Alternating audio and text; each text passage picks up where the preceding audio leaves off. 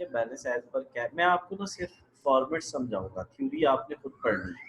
यानी जो 42 तक जितने कोई लेक्चर्स हैं ना, मैं उनके फॉर्मेट्स आपको करवा देता हूँ, ठीक है, जो उसमें ओके इम्पोर्टेंट सर। फॉर्म, ठीक है।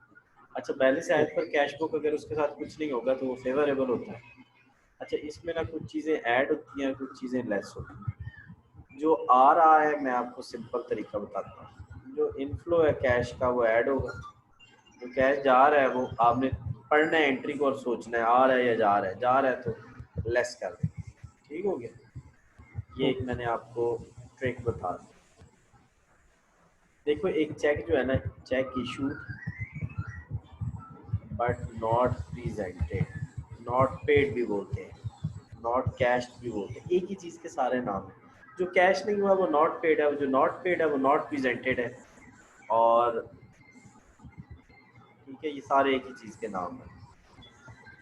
अच्छा, अब ये जो होता है ना, ये एक किस्म के, देखो हमने चेक इशू किया और अभी तक बंदे ने कैश नहीं करवाया, तो एक किस्म का हमारे पास कैश पड़ा हुआ है ना, निकला तो नहीं है ना, हम इसको जी कंसीडर सर। करेंगे जवाब कि ये हमारे पास कैश दोबारा बंदे ने नहीं निकाला, तो इसलिए ये कैश हमारे पास वापस आ गया। ठीक है, उसके अलावा चैंपियन कमीशन, समझ आइए कि हमारे पास कैश क्यों वापस आया, बंदे ने निकलवाया नहीं है, हम निकाल के बैठे हुए, हम माइनस करके बैठे हैं। देखो आपने अभी जी किसी सर बंदे को बिल्कुल। चेक दिया तो यार आप कहते नहीं हो मेरे अकाउंट में 1 लाख पड़ा है, मैंने 20,000 का चेक दिया, 80,000 बच गया, बैंक वालों को कॉल की, उनको कहा यार मेरे अकाउंट में तो कितने बैलेंस है, आप कहोगे 80, वो कहेंगे 1 लाख, तो आप कहोगे नहीं यार कैसे, मैंने तो एक चेक दिया, वो कहते हैं जी 20,000 का चेक अभी आया ही नहीं है, तो हम आपको कैसे बताएं।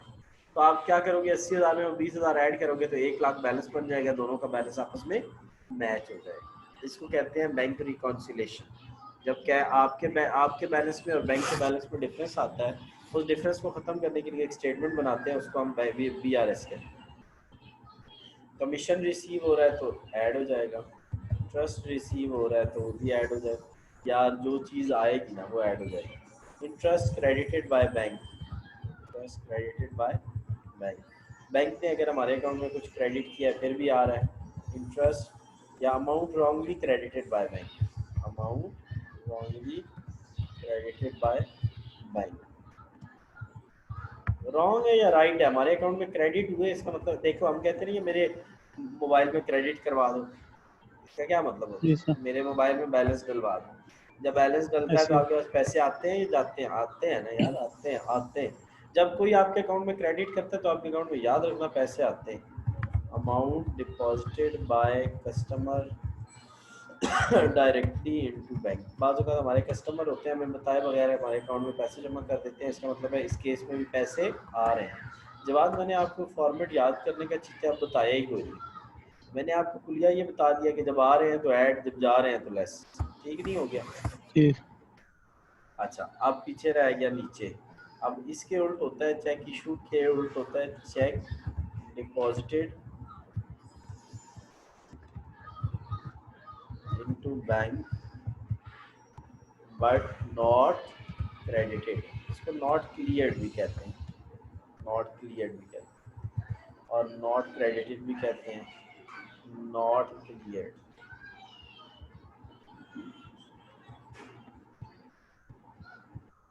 तो ये एक किस, देखो ना हमने एक चेक जमा करवाया बैंक में और अपने बैलेंस में ऐड कर दिया कि ये पैसे आ जाएंगे, अभी तक बैंक में आई कोई नहीं है। हमने तो सॉरी, जवाब एक्सपेंसेस पेड, कोई भी एक्सपेंस पेड होगा ना, वो चीज़ें इधर लिखेंगे। वो एक्सपेंस क्या हो सकता है, बैंक चार्जेस हो सकते हैं, कुछ भी हो सकता है। चलो, bank charges, collection charges, charge by bank, यानी बैंक ने हमारे अकाउंट से डेबिट कर दिए, ले लिए। Amount debited by bank, amount bank ने हमारे अकाउंट से डेबिट की, इसका मतलब है उसने हमारे अकाउंट में से पैसे निकाल लिए। आगे next, amount wrongly debited by bank, wrong किया या राइट किया वो एक अलग बात है, लेकिन उसने पैसे निकाल लिए।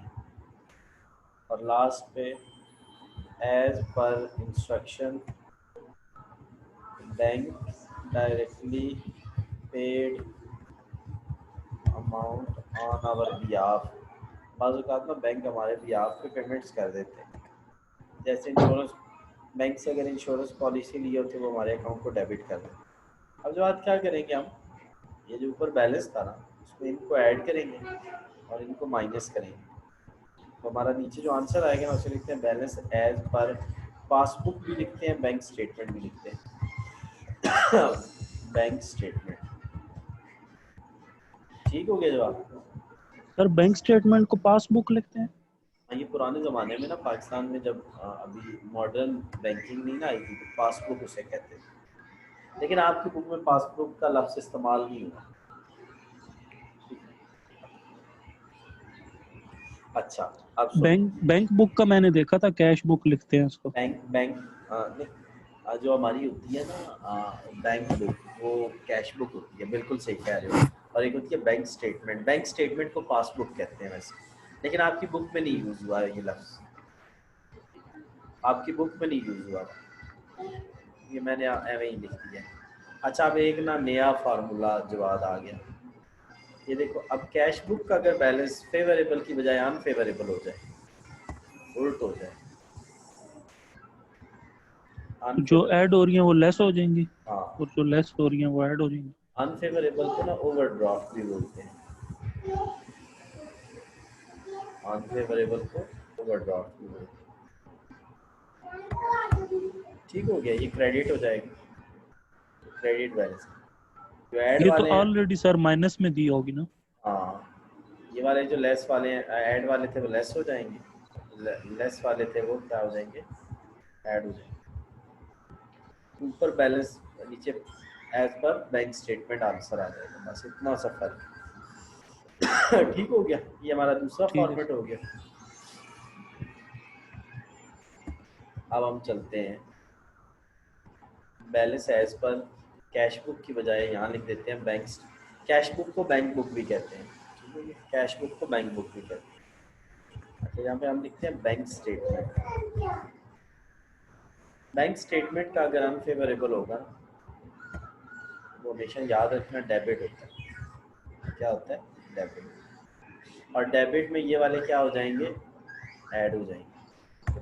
जब भी डेबिट होता है ना, जो आ रहे हैं ना, जो आ रहे हैं ये इनफ्लो हैं, ये ऐड हो जाएंगे, और जो जा रहे हैं, जब भी डेबिट बैलेंस होगा ना जवाब, जब भी डेबिट बैलेंस होगा, जो आ रहे हैं वो ऐड हो जाएंगे, जो जा रहे हैं वो लेस हो जाएंगे। फर्क कहाँ पड़ेगा, यहाँ पे ऊपर बैंक स्टेटमेंट लिखा है ना, अब यहाँ क्या आ जाएगा, बैंक बुक या कैश बुक आ जाएगा। बैंक बुक और कैश बुक एक ही चीज़ को कहते हैं। ठीक हो गया। जी सर। ये क्या बोला है कि जब भी क्वेश्चन में क्या लिखा होगा जवाब, कैश बुक का, ये मैं दोबारा बताता हूँ, कैश बुक का फेवरेबल डेबिट होता है, डेबिट में इनफ्लो ऐड हो जाता है और आउटफ्लो लेस हो जाता है, और बैंक स्टेटमेंट का बैलेंस निकल आता है। अगर ये होगा क्या, कैश बुक का अनफेवरेबल होगा तो ये लेस हो जाएंगे, इनफ्लो क्या हो जाएंगे, लेस हो जाएंगे, आउटफ्लो ऐड हो जाएंगे। अगर बैंक स्टेटमेंट का जो ओवरड्राफ्ट होता है ना वो डेबिट होता है, डेबिट में इनफ्लो ऐड हो जाएंगे, आउटफ्लो लेस हो जाएंगे। ठीक हो गया। अब यहाँ पे आ जाते हैं,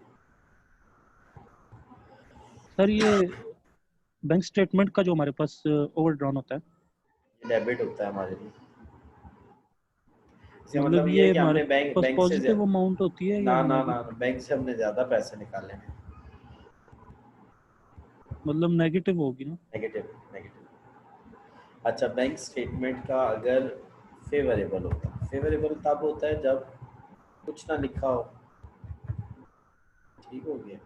तो bank balance as per bank statement अगर कुछ ना लिखा हो तो वो क्या होता है, क्रेडिट होता है। कैश बुक के साथ कुछ ना लिखा हो तो डेबिट होता है, इसके साथ कुछ ना लिखा हो तो क्रेडिट होता है। अच्छा जी, इसमें क्रेडिट होगा तो ये जो इनफ्लोज हैं ये क्या हो जाएंगे, लेस, आउटफ्लोज क्या हो जाएंगे, ऐड। पानी बन देना, ये जो चैंपियन बन गया। ठीक हो गया। अब ना जवाब, बाज़ औक़ात वो कहेगा पेपर में कि जनाब आप इस पैटर्न को फॉलो ना करें, आप रिवाइज कैश बुक को फॉलो करें। इसको फॉलो करें, रिवाइज कैश बुक। इसको जवाब फॉलो करें, रिवाइज कैश बुक। जवाब पेपर में क्या कहेगा, किसको फॉलो करो, रिवाइज कैश बुक। ये जो मैंने रेड नहीं किए जवाब, ये जो मैंने सॉरी येलो किए, ये जो मैंने येलो किए हैं ना, इनके अलावा सारे रिवाइज कैश बुक में जाएंगे। जवाब जो मैंने येलो किए हैं ना, इसके अलावा जितने भी हैं ना, वो सारे रिवाइज कैश बुक में जाएंगे। आंसर सेम होगा। अब जवाब मुझे एक चीज़ बता यार, ये कैश बुक की किस साइड हम लेजर बनाएंगे कैश बुक का? कैश बुक का लेजर कैसे बनता है सर? वो टेबल सा होता है ना, इस तरह ऐसे के 4 कॉलम होते हैं। ये डिटेल वाला कॉलम होता है, ये अमाउंट वाला कॉलम, ये भी डिटेल वाला कॉलम, और ये भी अमाउंट वाला कॉलम, और इसको इसका नाम हमने क्या रख दिया, रिवाइज कैश बुक। जवाब पहली बात, हम इस बैलेंस को यहाँ लिखेंगे डेबिट में। ये जवाब बैलेंस किसका है यार? डेबिट का है ना, बैलेंस किसका है? डेबिट का है ना। इस बैलेंस को हम कहाँ लिखेंगे? डेबिट में।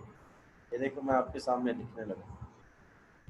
अगर पेपर में रिवाइज याद रखना, अब ये आपको याद करना पड़ेगा कि कौन कौन से आइटम कहाँ कहाँ आते हैं।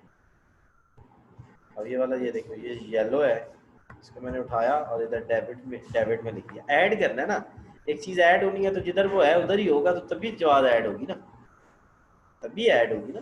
अगर एक चीज डेबिट में है तो डेबिट में लिखेंगे तो आपस में ऐड होगी ना। वो ऐड वाला आपको बटन बता नहीं रहा कि यार आपने इसको डेबिट में ही लिखना है। क्रेडिट वाले को क्या करना है सर? क्रेडिट वाले को हम यहाँ लिखेंगे, जो माइनस होने हैं उन्हें क्रेडिट में लिखेंगे। जवाब जो माइनस होने हैं उनको कहाँ लिखेंगे? क्रेडिट में। जवाब में गलत लिखे हैं बेटे, ये जो है ना, ये तो जाने ही, इनको यहाँ नहीं लिखना, इनको लिखना है बेसिक। ये देखो ये वाली जो अमाउंट्स है ना, जो येलो के अलावा है, उनको रिवाइज कैश बुक में लिखना। किन अमाउंट्स को लिखना है रिवाइज कैश बुक में? येलो के जो अलावा है, जो येलो के अलावा है ना, उन अमाउंट्स को आपने कहाँ लिखना है? Revise cash book. जो येलो के अलावा अमाउंट्स हैं उनको कहाँ लिखना है? Revise cash book. और जो बाकी अमाउंट्स होंगी, ये देखो ना, ये मैंने सारी ये रिवाइज कैश बुक में, वो कहता है आपको पेपर में कहेगा कौन से आइटम रिवाइज कैश बुक में लिखने हैं और कौन से बीआरएस में लिखने हैं। जो येलो होते हैं वो हमेशा याद रखना बीआरएस में लिखते हैं, और जो बाकी होते हैं वो उनको कहाँ लिखते हैं? रिवाइज। यार अगर पेपर में वो बताते ही नहीं है जवाब कि किससे बनाओ, समझ आइए? पेपर में अगर वो बताते ही नहीं है तो फिर आप ये जो मैंने पहला फॉर्मेट बताया है उसके जरिए करना। जवाब बात समझने वाली है, क्योंकि आप भी कंफ्यूज हो गए हो। ठीक है, मैं आपको बताता हूँ, मैं इसको डेटा को इनपुट कर लूँ। ये बीआरएस का फॉर्मेट है पहली बात, तो ये बीआरएस का फॉर्मेट है। ठीक है, बाज़ औक़ात वो पेपर में कहेगा कि जनाब आप इसको बनाएं रिवाइज कैश बुक से। किससे बनाएं? रिवाइज कैश बुक से बनाएं। जिनको मैंने मतलब येलो, जो बीच में मसले हैं वो सारे रिकंसाइल करके बनाए। हाँ, ये जो 2 मसले हैं ना, ये वाला और ये वाला मसला, इनको रिवाइज कैश बुक में नहीं लिखना। ये जो दो मैंने येलो किए, ये 2 जो मैंने येलो किए हैं, इधर 2 लेस वाले और 2 ऐड वाले, ये दोनों रिवाइज कैश बुक में नहीं जाएंगे। बाकी कहाँ जाएंगे? रिवाइज कैश बुक में जाएंगे। बाकी कहाँ जाएंगे? रिवाइज कैश बुक में। ये बड़ा ना उसका फेवरेट क्वेश्चन है कि कौन सी चीज़ें जो हैं वो रिवाइज कैश बुक में जाती हैं, कौन सी चीज़ें बीआरएस में जाती हैं। वो ना नॉर्मली पूछता है पेपर में जानबूझ के। अब उसे बता देना है कि यार 2 आइटम्स जो नीचे लिखे हैं ना, उनके अलावा बाकी जितने आइटम हैं वो सारे कहाँ जाएंगे? रिवाइज कैश बुक में जाएंगे। ठीक हो गया जवाब? अब जवाब यहाँ पे क्या निकलेगा? यहाँ एक निकलेगा बैलेंस कैरी डाउन। क्या निकलेगा? Balance carry down. हम डेबिट साइड को ऐड करेंगे ना, इनको ऐड करेंगे, इनको माइनस करेंगे, ये बैलेंस कैरी डाउन निकलेगा। ये जो बैलेंस होगा ना, अगर ये क्रेडिट में निकले, बैलेंस कैरी डाउन जिधर का होता है उधर का नहीं होता। यानी अगर क्रेडिट में निकला है तो डेबिट का होगा, डेबिट में निकला है तो क्रेडिट का होगा। याद रखो, जो बैलेंस कैरी डाउन निकलता है, अगर वो क्रेडिट में निकला है तो डेबिट का होगा, डेबिट में निकला है तो क्रेडिट का होगा। इसका मतलब है कि ये कौन सा बैलेंस कैरी डाउन अगर क्रेडिट में निकल रहा है तो कौन सा बैलेंस है, डेबिट का। अब ये जो डेबिट बैलेंस है इसमें इन दोनों को ऐड कर देना, ये जो मैंने येलो किया, और ये दोनों जो है इनको लेस कर देना, दोनों को क्या कर देना, लेस। आंसर सेम निकलेगा, चाहे रिवाइज कैश बुक से करो चाहे इसके साथ करो। आप पेपर में रिवाइज कैश बुक से करना ही नहीं, ठीक है, आप पेपर में रिवाइज कैश बुक से करना ही नहीं, आप इसी फॉर्म, वो कहता भी रहे ना फिर भी इस फॉर्मेट से करना। लेकिन मैंने आपको सिर्फ ये बताया कि रिवाइज कैश बुक में ये 2 चीज़ें नहीं जाती, ये 4 चीज़ें, सॉरी, 2 ऊपर वाली 2 नीचे वाली। आपको पेपर में क्या है, आपने इसी पैटर्न को फॉलो करना। मुझे उम्मीद है कि आपको समझ आ गई है।